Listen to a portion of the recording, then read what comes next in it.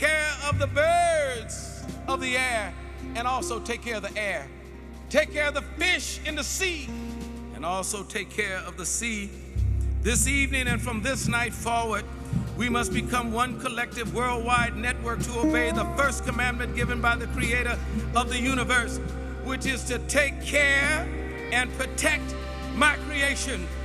We are tonight. That is the voice of the Reverend Dr. Gerald Durley addressing the Religions for the Earth World Conference in 2014. Dr. Durley is the pastor emeritus at Providence Missionary Baptist Church in Atlanta, and I'm honored to say a member of the American Resilience Project Advisory Board. We'll get to my conversation with Dr. Durley in a moment, but first, it's my pleasure to welcome you to the very first episode of the American Resilience Podcast. I'm your host, Roger Sorkin, the director of the American Resilience Project, which creates films designed to influence public policy, inspire behavioral change, accelerate the energy transition, and strengthen civilizational security. And while we're still hard at work on our Current Revolution Energy Transition film series, along with Farm Free or Die, which we'll be using to promote the 2023 Farm Bill as a way to fight the climate crisis, we thought the time was right for an American Resilience podcast to help us stay on track with the strategic narratives that we cultivate with our films. And so we'll be featuring interviews with some of the trusted messengers who've appeared in our films over the years, who can help us modify and adapt the narratives as needed. So thank you for being on this journey with us. And now for my interview with Reverend Dr. Gerald Durley, who appeared in our first Current Revolution film, The Transformation Cannot Be Stopped. Welcome, Dr. Durley. Roger Sorkin, it is an honor to be here in this resilient environment. Well, it's an honor to have you here, especially on our first program. And I met you and first heard you speak around the time when you started describing the climate crisis as the civil rights issue of our time. And you had been deeply involved in the civil rights movement for 50 years prior to that. And I'd like for you to describe your journey through the civil rights movement and how that led you to climate justice as a dominant civil rights issue. Roger, first of all, I'm just so pleased to be here. And the question that you ask is so relevant and important. Everything in life is connected. Every journey is connected. And my journey in life's dedication was, how do I uplift the atrocities that have been posed upon the African American community and others as far as racial discrimination, voter disenfranchisement, economic and educational inequalities. We were fighting for constitutional rights. We felt it was constitutionally right for us to be able to vote. It was our constitutional right for us to be able to move into a neighborhood where we could afford and have equal access to health care and jobs. These were equal rights. These were constitutional rights. We fought for the equity all during that time to do this. And I began to see that everyone has a constitutional right to clean water, to clean air, and to have a constitutional right not to have their lakes and their streams and their rivers polluted. They have a constitutional right to be able to breathe when they go out without suffering from asthmatic conditions or cancer, as it does down in Cancer Island, 85-mile strip down there in New Orleans, where these people are suffering from the petrochemical companies flooding the ocean. That's a constitutional right. But so many of the companies were, because of putting profits over people, they were denying constitutional rights. So I saw no separation between my fighting for constitutional rights to vote, to live where you can, the right to equal education, and the constitutional right that's granted to every American to clean air, clean water. So that was a 10-year journey. And then, of course, along the way, I became chair of the Interfaith Power and Light, where we're in 40 states, 22,000 houses of worship. But I believe we're in an ethical and a moral warfare. We are fighting ethical and moral warfare when we start denying the rights of certain people to enjoy a perfectly balanced ecological world that God created for all of his creation. Birds, animals, bees, and people, plants. But we're destroying it. So consequently, I make very little, if any, distinction between fighting for the constitutional rights of those that are being devastated by the environment with floods and with hurricanes. So that's where I am on that and how I got into it. So I don't make any distinction now between what I was fighting for starting in 1959, over 6 years, and what I'm doing right now. And I'm very comfortable with it and will stand on that ground. Well, I think many people are glad you're standing on that ground. And as you know, the fossil fuel industry is very good at convincing people that climate change is not caused by human activity. And you don't give up hope when it comes to trying to persuade people of the real truth. So what is your experience trying to persuade skeptics that addressing the climate crisis is in everyone's best interest? I think around climate change, even those on the conservative, far-right conservatives are beginning to understand and grasp that there is no respect to when climate change comes in with its disaster. It doesn't look for a white community or a black community or a Latino community or a gay community or a female community. It's across the board, so they cannot hide. So in order for us to mitigate and change this or stop this and get it back down to 1.5 Celsius, we're all in this together. So I think that gives me the hope to see that this is something bigger and that now we're going to face it. I've come up with a phrase in my own life to keep me surviving, SOS. That means save only some. I'm not going to sit and argue with you and you're standing on your rooftop and the rain is up to your windowsill and you're saying that this is God ordained. No, the rain is God ordained, but how did we cause it? He's immutable. If I throw a rock up in the air, gravity brings it down. That was put into play by God. But if I throw up a rock in the air and catch it with a handle, that's me interrupting God's plan. And we're interrupting God's divine plan.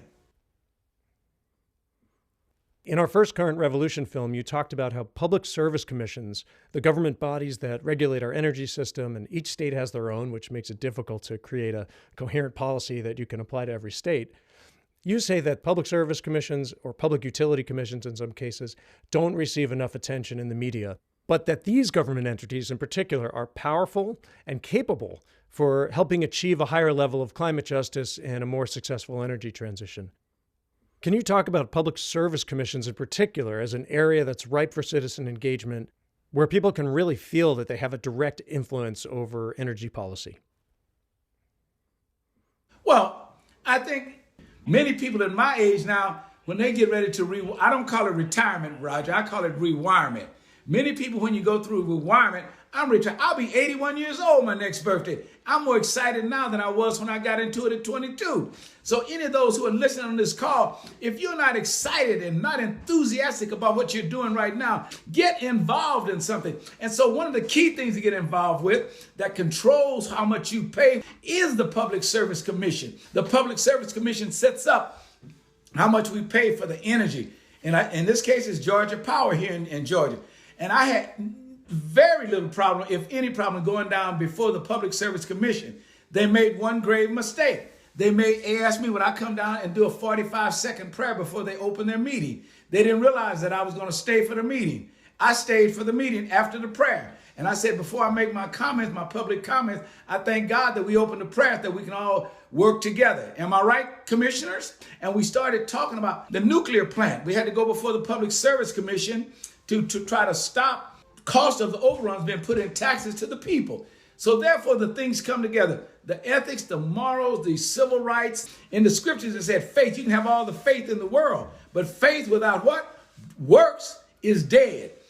Now, the big challenge, if you ask me the question, what is the biggest challenge in facing the mitigation of climate change? The biggest hurdle that we're going to face, I think, if we're to keeping it at 1.5 Celsius, as Pogo said, we saw the enemy, and the enemy is us. It's us. We are not willing to change our lifestyles. And I'm not saying adopt the vows of poverty. No, live. But we're an opulent society. And guess what? Watch this. When we as a populace begin to change our lifestyles, then all of a sudden the businesses are going to say they changed the lifestyle. Let's get some business procedures to match the lifestyle, and then we'll pay the politicians to make it legal. So it starts with us saying, wait, let's change our desires and change our wants and still have a quality of life.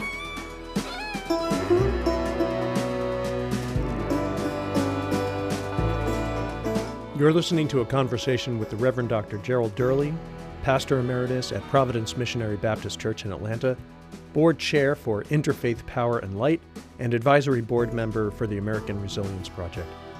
You're listening to the American Resilience Podcast from American Resilience Project. And you can watch all of our films for free on our website, including Current Revolution, The Transformation Cannot Be Stopped, which features today's guest, Reverend Dr. Gerald Durley.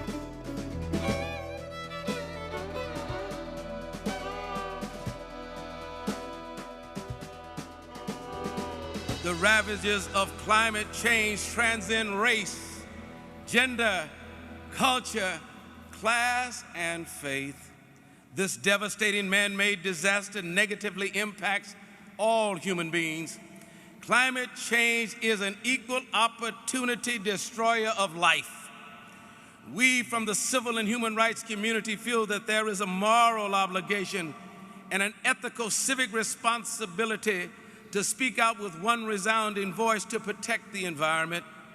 It is imperative that our voice and message be spoken unapologetically to the political, the educational, the business, the scientific, and faith communities. We must emphatically encourage our political representatives to pass legislation to stop the use of fossil burning fuel and limit emissions from power plants and cars. We must explore and implement alternative energy sources. God Almighty entrusted us to a perfectly balanced That's Reverend world. Dr. Gerald He Durley gave of the Providence first Missionary commandment not to Baptist Church in Atlanta, addressing the 2014 Religions for the Earth Conference. And Dr. Durley, we all know that these next few decades, at least the climate crisis, will increasingly pose many challenges for social stability, and that the future, increasingly the present, can sometimes appear pretty bleak. But you have been consistently hopeful. Every time I've heard you speak, it's just nothing but hope. So how do you stay positive and motivated through all the bad environmental news that we hear every day? I've gone through recently, as many people have, some form of tragedy, some form of disappointment, some form of frustration. And we hit a wall and we don't know which way to go. We know it's going to work out. Then the older you get, the more you understand it's going to work out. And so even I've just gone through quite a few challenges with death in my family, with my wife and my son and others. And people come up to me and say, Dr. Durley, you're so strong. And I have to let them know I am not strong. I have my moments when I really break down. I have my moments when I'm not, as you say, strong. But I say a word that might define me a little more is I'm resilient. I'm resilient in the fact that when it hits me because of things I've gone through, I'm going to keep getting up. I'm going to keep finding a sense of stability in the midst of whatever I'm going through. So I think with the mitigation of climate change, we're going to face the deniers. We're going to face those that will continue to do it on their side of a profit. But we've got to look at the resilient nature in the sense that we're going to keep coming back. We're going to stay in the movement. 62 years in the civil rights movement, and I'm seeing things that I never thought we'd see again. Now let me get theological for a minute. There's a phrase that we say, God is not pleased with how we're treating what he loaned to us. We say when we go back to Genesis, the first chapter 26, God said, I will loan this, take care of my garden, meaning the world, meaning the environment, meaning everything that he created, take care of my creation. But we have abdicated that responsibility. Then the question has to be, how do we collectively come together for survival of humankind and the environment? And the question really is, how do you give people hope? Because hope is what gets you up in the morning. Dr. Durley, you've spent a lot of time over your career meeting with business leaders. How hopeful are you that corporate executives and their shareholders, besides paying lip service, which we know they're very good at, are going to take the action that they have to take, and on the scale that only a large corporation can take if we're really going to avoid catastrophic climate change? The people that I've talked with in many of the power companies, the petroleum companies and the power companies, in the automotive industry, they understand exactly what we're talking about, because when the winds come and the storms come, they're right in the middle of all of this with us. So they understand that they want their children to have a better life. But they have these investors and profits that they must make. So when I talk with them, they say, I understand that So then we have to work on a different way of selling their board of directors and their investors who back the politicians who meet their needs. We got to let them know, here's the word, that it can be a win-win situation. We can all win. We live in a society that says, if I win, you lose. Why does it have to be I win, you lose? Can it be we win? Everybody's not going to win at the same level. But nobody has to be a total loser for me to be a total winner.